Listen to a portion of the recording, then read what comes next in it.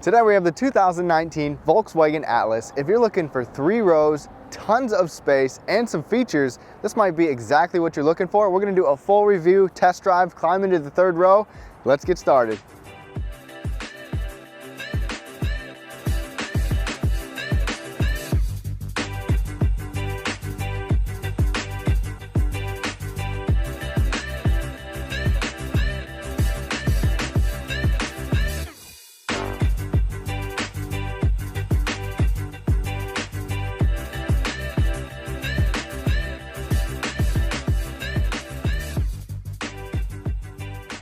Thank you everyone so much for tuning in to this 2019 Volkswagen Atlas review. So starting out, this is the base model, the base S, and it's priced at about $31,000. And I'm going to show you everything that you get with that and talk about some of the features on other models as well.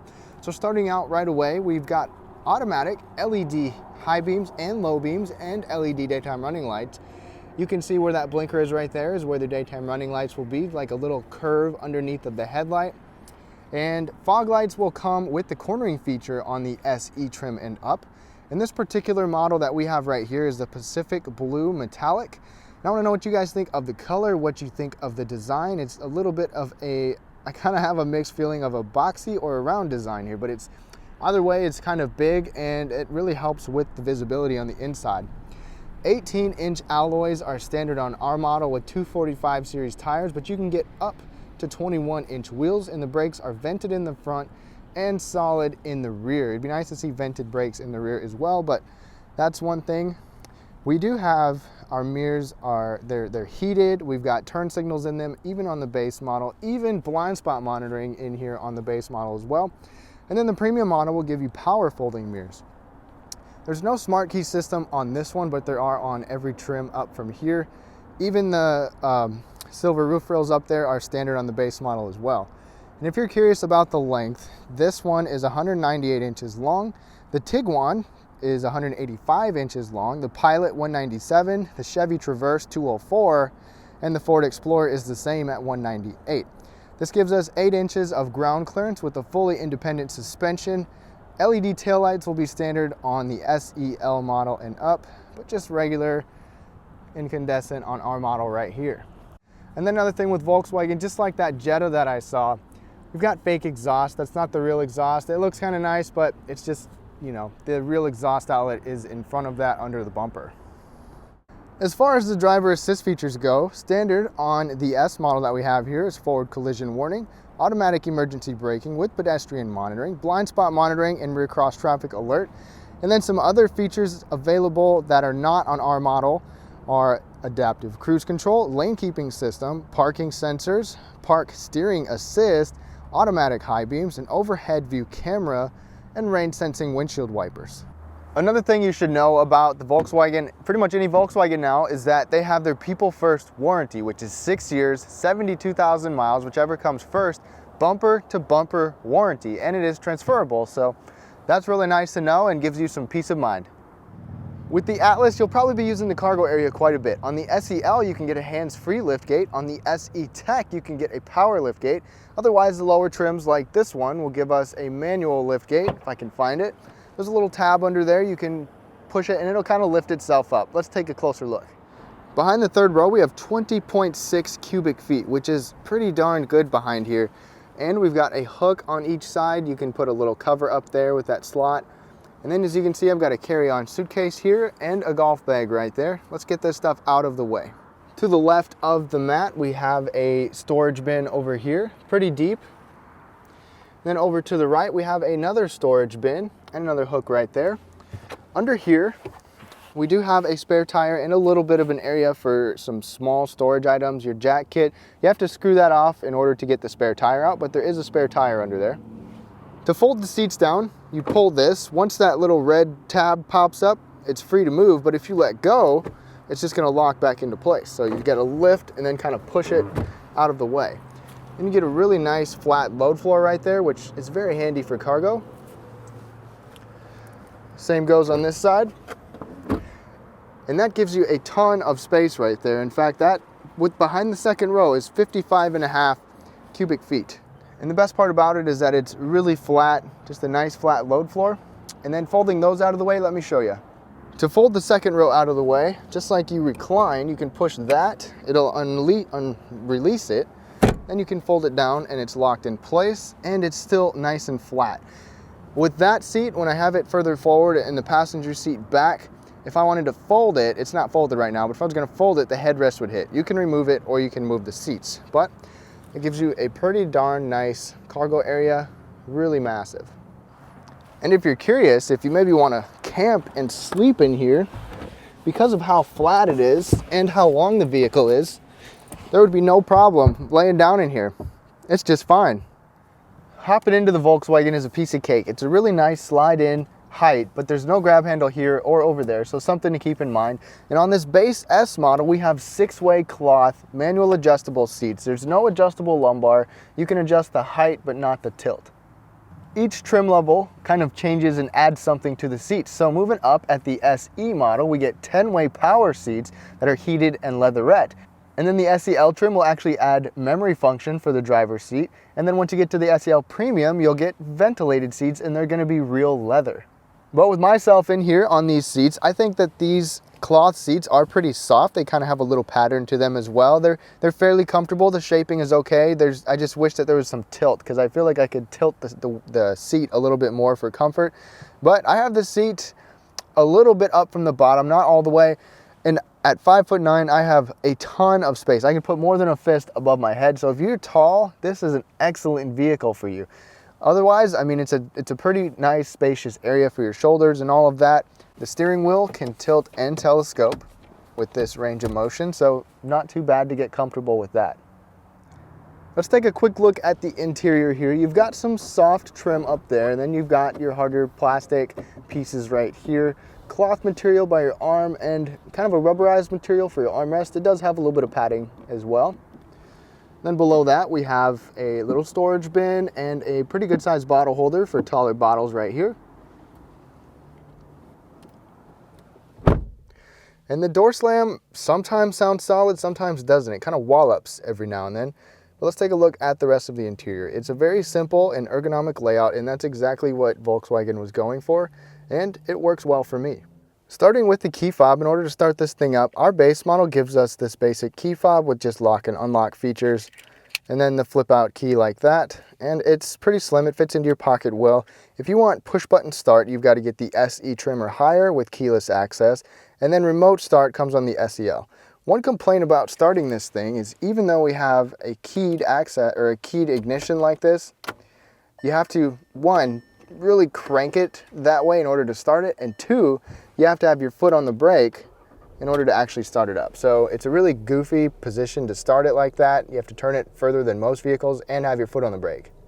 But this steering wheel is not leather wrapped on the base trim, but we do have some nice buttons on each side. They feel pretty solid. Cruise control, and then your display settings, your radio volume and seeking, all of that stuff. Lighting controls right over here. The SEL trim will give you Volkswagen's digital cockpit, but we have the regular digital or analog gauges on the side, and then we can scroll through quite a bit of information here, which is nice. It's a bigger screen than I would expect for a base model, so that is good. You can also look at your assist systems and turn them off, like blind spot with rear cross traffic and your front assist. And then you can even see your audio, your phone. There's no navigation in here, so we can't see that, but otherwise, it's a pretty decent display for a base model. Then moving across the dash, this dash does have a softness to it. I haven't had any rattles or anything. And this actually is textured. It's pretty good size, so you can put some stuff up there without it sliding around, so it's not plasticky or anything like that. And then our display right here, on the base model only, is a 6.5-inch display. This 6.5-inch display does not give us Sirius XM, but it gives us a 6-speaker system and Apple CarPlay and Android Auto standard, so you can just plug it in and you'll be good to go with that. Otherwise, it's fairly basic. It is a touchscreen, and you have a volume and a tuning knob on each side, but for some of you with OCD, the volume knob with Volkswagen might throw you off a little bit because it actually spins all the way around like that. But I like how we have some physical buttons in here on each side as well, so easy to use, easy to control.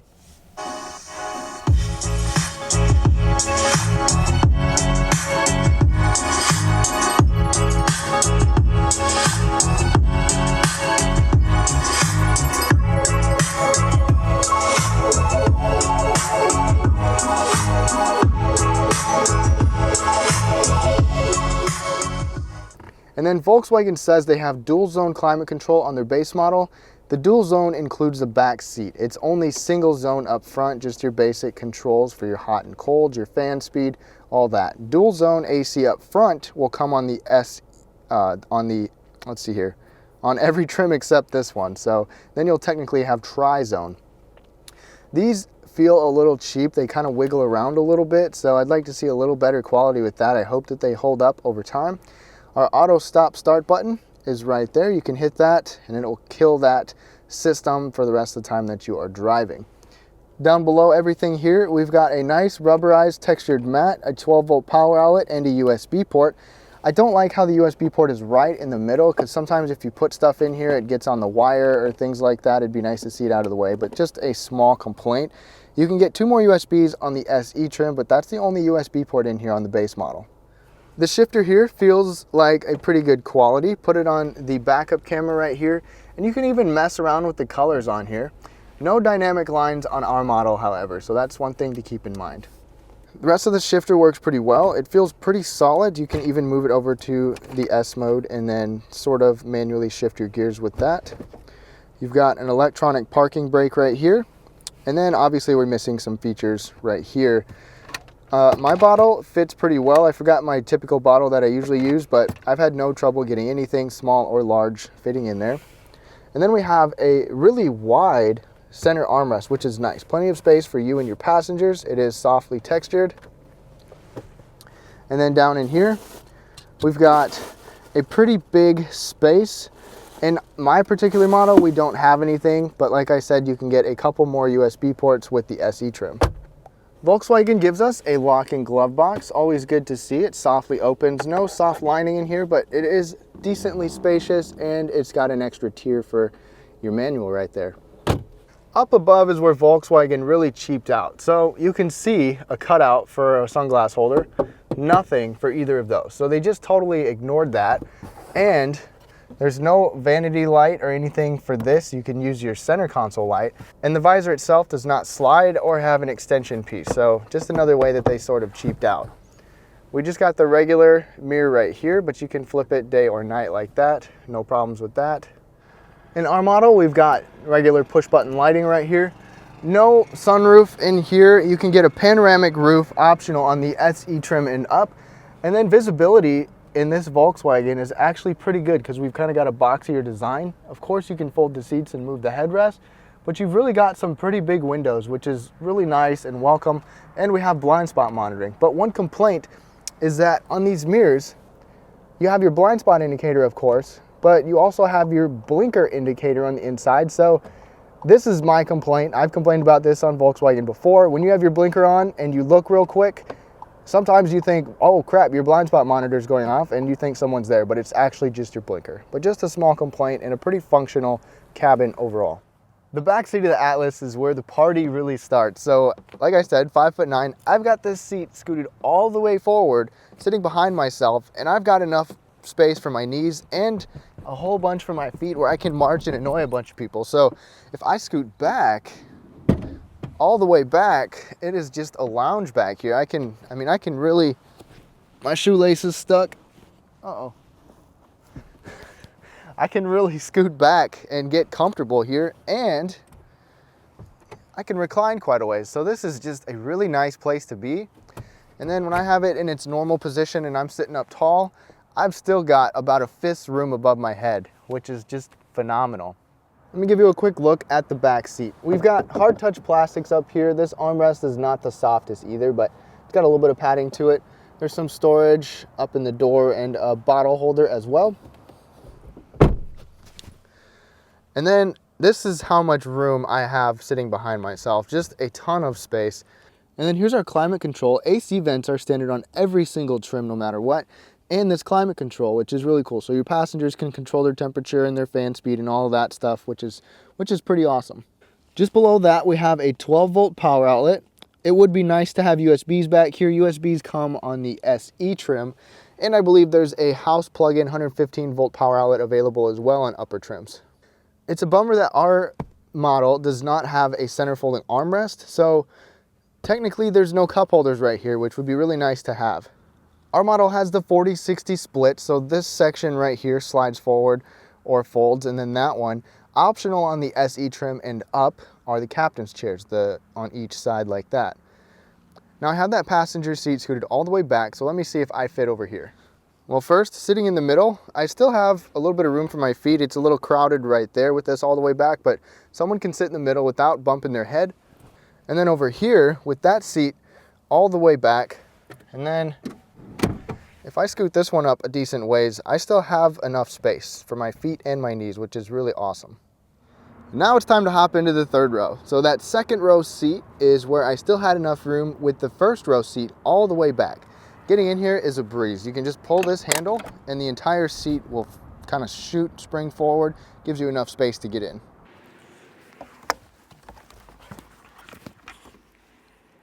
And now that I'm back here with this one all the way back, I can scoot over because this is a 7-passenger configuration with 2 in the third row, and I can fit, my knees are touching back here, but I can still fit, at least be okay. And then in terms of headroom, I can feel the very back of my head touching where it kind of swoops down, but anybody shorter than me would be okay back here, and small children should be really okay. Then if I go ahead and pull that one back,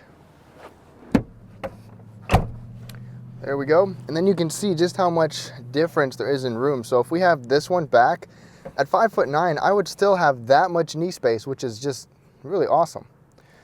And then standard in the third row is an AC vent on each pillar. We've got small bottle holders that might work good for kids' drinks, a little storage bin. Over here, we've got the same setup, storage bin and extra storage bin, and then a 12-volt power outlet back there for your cargo or for your passengers. The Atlas gives you 2 different powertrain options, either a 2-liter turbocharged 4-cylinder or the VR6 V6 engine. Our base S model is the only one that will come with this 2-liter turbo 4-cylinder engine that will give you 235 horsepower and 258 pound-feet of torque. However, that is only with premium fuel. Premium's not required. It actually, regular is recommended. However, if you want those numbers, you got to get premium fuel. But the good news about this engine is that it puts out its torque really early at 1600 RPM, so you feel it the second you start accelerating. The V6 is optional on the base, and it comes on every other single model. That'll give you 276 horsepower and 266 pound-feet of torque. All-wheel drive is only available on the V6, and every single one of them will come with an 8-speed automatic transmission. And then miles per gallon with the turbo front-wheel drive is 20 city, 26 highway. The V6, however, suffers quite a bit. Front-wheel drive is 17 and 24, and then down to 23 on the highway with all-wheel drive, which is pretty much right up there with the Ford Expedition, which is much bigger and more powerful. And then a little fun fact for you, Car and Driver tested the turbo 2-liter and the V6. The turbo actually beat the V6 0 to 60. However, that V6 was all-wheel drive. It was like 400 something pounds heavier, and they were about the same in terms of passing times. But we're gonna see just how this thing does in our test drive coming right up.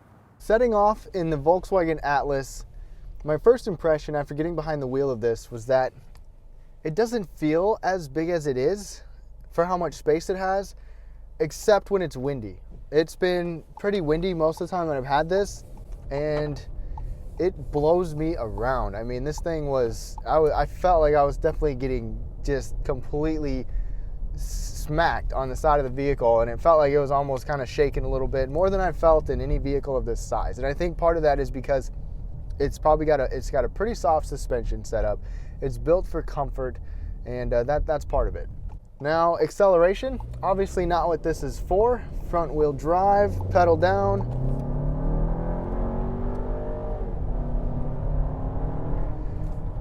And then you could definitely kind of hear and feel that turbo kick in pretty low. The torque starts coming out at 1600 RPM, so you don't have to really mash on it. That was floored, but just at a cruising speed right here, a little bit of pedal down, and you start to get some torque. So the good thing about this engine is you don't really have to labor when you're accelerating, except when you do want to merge and you start to get past that boost from the turbo, you can feel that you don't have a lot of horsepower. And I'm pretty sure that this thing, when they filled it up and brought it here, it probably just has regular unleaded gas. So something to keep in mind. The handling in here is definitely on the lighter side. It's kind of on the softer side. You don't really have to guess where the steering wheel is going to put you. It's easy to drive. It's easy to maneuver, especially at low speeds. You can take some curves, but you definitely get a decent amount of body lean out of it. So that's what you get when you have a soft suspension setup. Something to keep in mind. Give it a little turbo again, a little throttle, and you get some boost pretty quick. So I definitely like that. I personally prefer a naturally aspirated engine. I like getting the turbo right away, and I've driven the VR6 V6 engine before, and I liked it. I think it's got good output, but the fuel economy with that V6 is not very good. I mean, the Ford Expedition, that's much bigger and more powerful, gets just as good a fuel economy. If you want efficiency, this is the engine to get, but it's only on the base model. The braking in here is pretty good. The vehicle feels, you know, it's not super heavy, but it kind of feels a little bit soft with the brakes, but there's really no trouble with that. I just got onto a gravel road, and on regular pavement, I haven't had any rattles, haven't had anything like that. The ride comfort is good.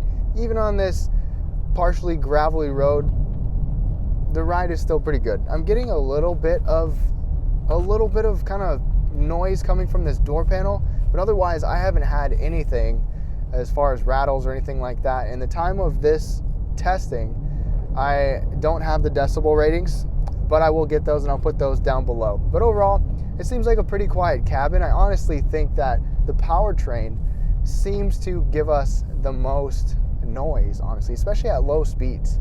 I'm hitting some more beat up, missing chunks of dirt here, some potholes kind of things, and you can feel it somewhat, but it's still a pretty quiet, pretty soft ride. And I'm getting a little bit more shimmer out of the door right here, and this door sound kind of wallops when I close it, so maybe it's just this particular model, I'm not sure. Then starting out at some lower speeds, gonna just floor it.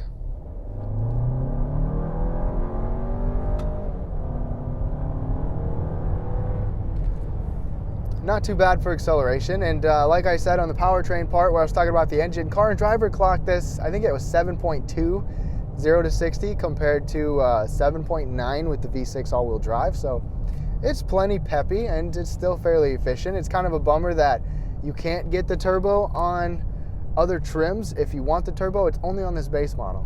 So I just came to a stop. The engine is off. It does have auto stop start on every single trim level, and I kind of like how when you put it in park, it will even still shut it off. You can turn the auto stop start off if you want to, but let's go ahead and see if you can hear it and feel it.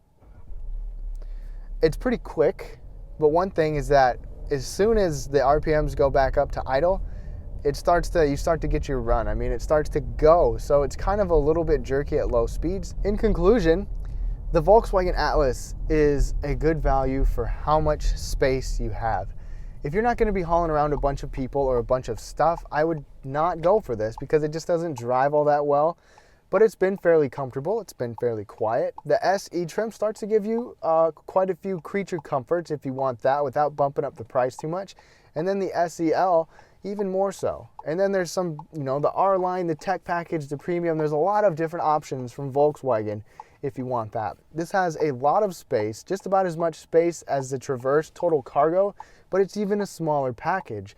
And it's more than the Honda Pilot, more than the Highlander, more than the CX-9. The CX-9 absolutely drives better than this, but this is a good all-around vehicle. Space, the passenger space is phenomenal, and I think that if you have a big family, this is perfect.